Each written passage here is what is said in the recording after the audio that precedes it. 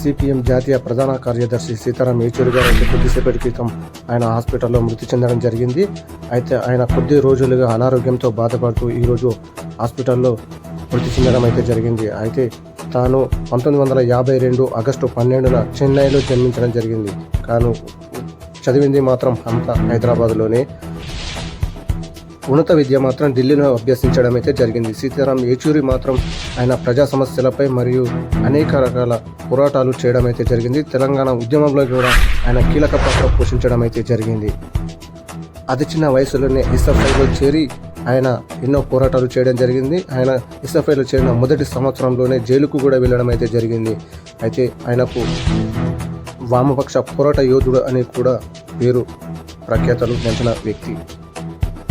Breaking news చూస్తున్నాము. Delhi AIIMS హాస్పిటల్లో చికిత్స పొందుతూ సీతారాం ఏచూరి అయితే మృతి చెందడం జరిగింది.